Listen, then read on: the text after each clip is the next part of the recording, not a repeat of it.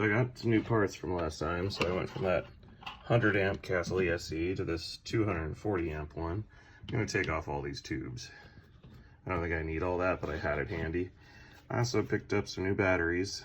I didn't have enough time to ask my sponsor to deliver some, so Fundemonium was going out of business, and they had a really good sale. So, hey, Builder Blog. All right, so here's my old bottom plate. It's a little holy. We did a lot of different things with this robot over the years. Hockey, we took it out to like a Burning Man competition, and we kept punching new holes in it for different parts. But I don't want any of these wood chips jamming up the outrunner, so I'm making a copy. And that's why it's always important to have at least one clone of your top plate, because instead of having to remap all of these holes,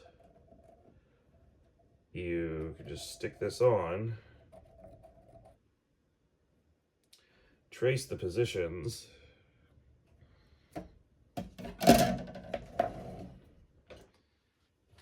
then do a quick little markety mark.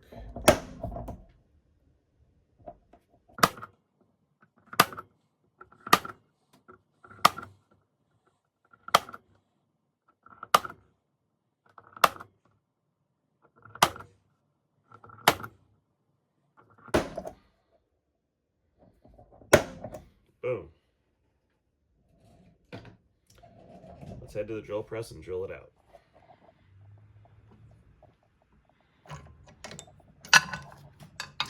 So slick with one hand, Zach. So slick.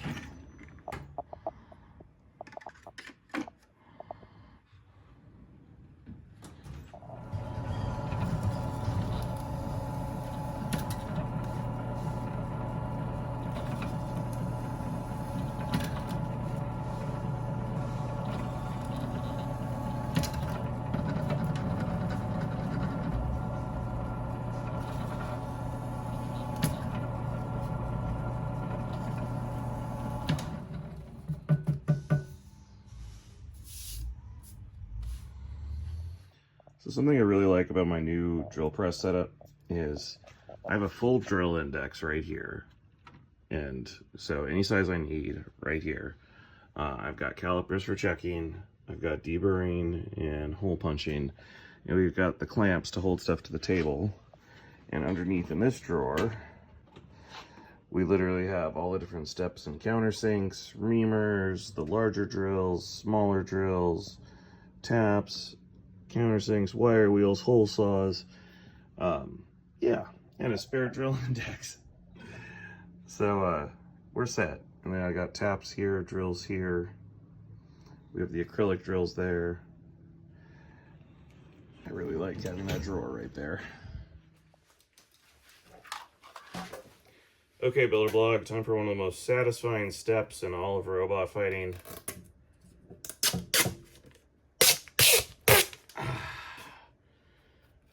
It just feels so good. I know I should probably like wait till the very, very end, but this is just a bottom plate. If everything goes right, you won't see it very much. Wink.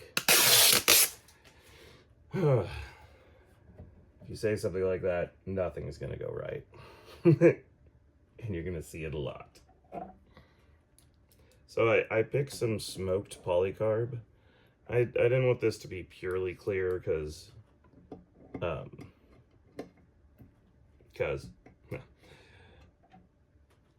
I was kind of hoping for a bit of a red and black motif on this robot, and I wanted black polycarb, but they were out of stock. Most of this robot's design. Well, this is what we had. You might notice I'm not tightening the screws all the way down. I can already hear a few people typing in the comments. I do this on purpose because it is it's for slop. Right now, when you're doing the first fit, you want to be able to shift the plate around to get everything to line up.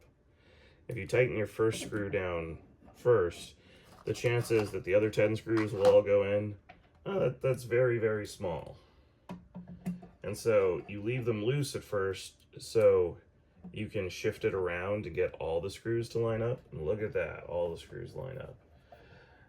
Once that happens, you can start tightening them down. So while I tighten screws, let's pop over to Diana and find out who is going to win the Witch Doctor 50 card pack to commemorate their 50 battle and a Witch Doctor sticker. Hey there, Builder Blog. All right, so we have the pumpkin bucket all filled with everybody's comments. Thank you so much for everybody who commented. Witch Doctor has so many good fights to pick from, so I'm sure it was really hard for you guys to all pick your absolute favorite one. But we have them all in this bucket ready for Nolan and Freya to pick the winner, and let's see who gets the deck of playing cards.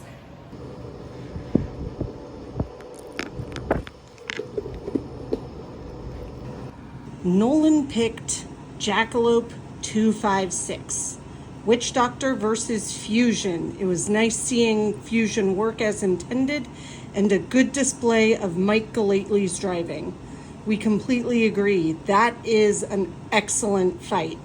So please look for our reply to your comment on last week's video, and congratulations on winning the Battlebot deck of cards. Thank you so much, Nolan and Freya, for participating in our giveaway and picking the winner. We appreciate you. Yeah. Thank you. Thank you. Now, as many of you pointed out to me in the comments last week, these Magnum motors do not have a 1032 screw. They are using metric hardware. And so this is actually a 5mm screw. I was a little startled how well 1032 actually fit into that. I did not realize those two were that close. But I did go get 5mm screws, and it's a 6mm screw that goes here on the end. I've since Peter's officially sponsoring these videos, I should probably get the product he provided me correct. So there we go. We got some mounted Magnum motors. And I will say, I have been very pleased with these, especially with their little 80-volt pre-programmed drives. I just soldered this up, and without doing anything, just connecting the wires right out of the box, everything works. And I know a lot of people who just like buy Apple products or other like commercial electronics are like, well, of course, Zach, if you take it right out of the box and plug it in, it'll just work. That's not true in a lot of hobby fields. And it's definitely not true in robot fighting, where we're usually taking something not meant for combat and trying to make it work for combat. So I just want to say thank you again. Brushless drive I'm an old builder, and brushless drive has been this scary thing for a very long time, and it was a very pleasant experience to just plug it in and have it work. So, thank you. This is starting to feel like a robot. You know, I know it weighed in once upon a time, 12 years ago, 10 years ago. Let's just see what we're at right now. Weight check.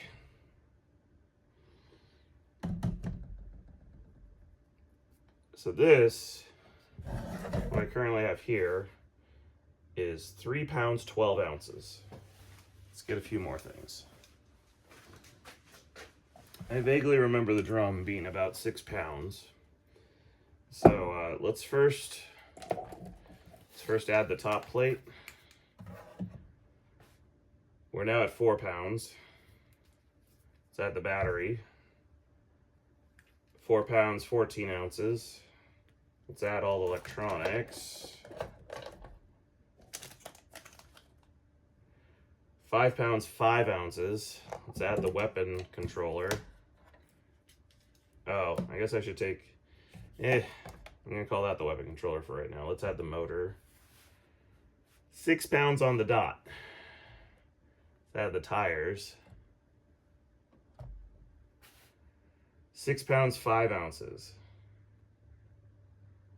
This might be a little bit of a problem because I vaguely remember the drum is exactly 6 pounds, which puts me about 5 ounces overweight right now. And I don't even have my front wheels on, or my feet. Weight loss. It's a thing.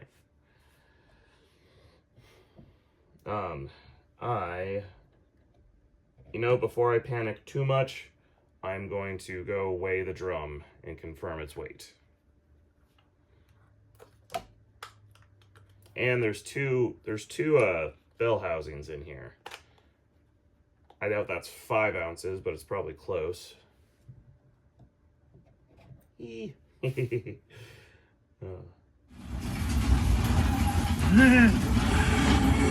I look a little disheveled?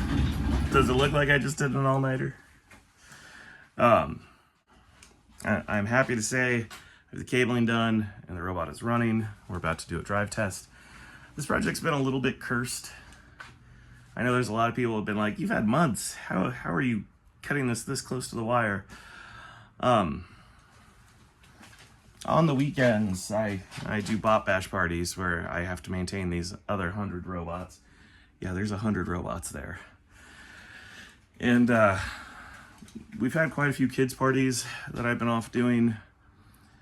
My work sent me to Texas for 3 weeks, so that took up some time. And a little sad news, our first franchise closed. Fundemonium, unfortunately, the California and the economy has proved to be a bit too much, and they have decided to close down their doors.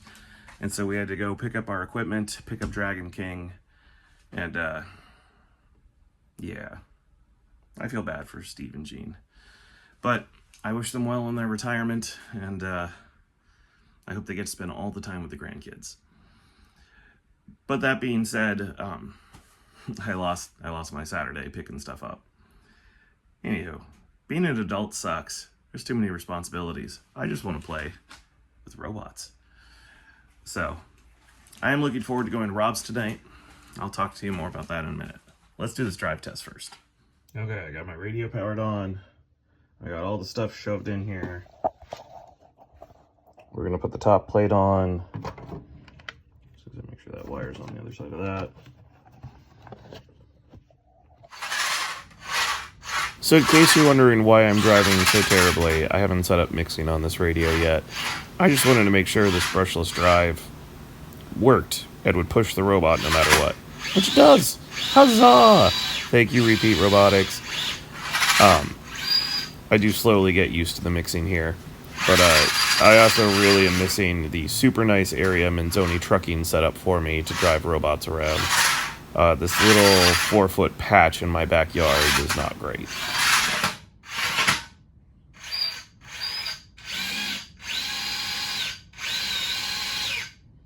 Okay, it is progress. We are driving, we are moving. I just finished mixing the radio, so this is going to perform better. Tonight I'm going over to Rob's, and he sent me some videos. Hi everybody, this is Robert Wisecarver, and I've been given the task by Zach to finish the assembly on the weapon for the 12-pound bot. And the first obstacle to overcome is a slight mismatch in diameters between the upper piece and this piece, and which won't allow it to fit into the titanium armor sleeve. I will first put it into this 6-jaw check, indicate it, and see where we're at. He's been balancing the drum and finishing up the drum, and I'm so excited to see this. This crazy... This robot's really just 6 pounds of little things that carry a 6-pound weapon into its opponent. And it's kind of ludicrous.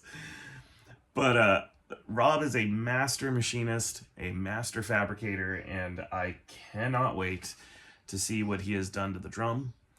He has sent me some videos, which I'm showing right now. He's been trying to get it just perfectly balanced, just right. And I can't wait to spin this thing at like 5,000 RPM. I guess I should check the Norwalk rules and see if there's a tip speed limit.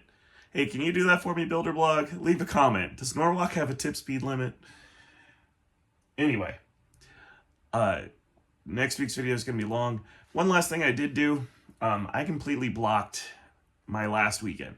Anytime you register for a tournament, guys, the weekend before, just block the whole weekend and say building. I do that before Battlebots, I do that before Robo Games, I did it before Norwalk. No matter how prepared you are, I promise you that last weekend will have plenty of fires you have to put out. So, there's a bit of advice. I probably should have blocked 2 for this. Anywho, I hope you guys enjoyed this week's video. Please like and subscribe and come back next week. We'll do a weapon test. Or die trying. Let's just hope we do the weapon test.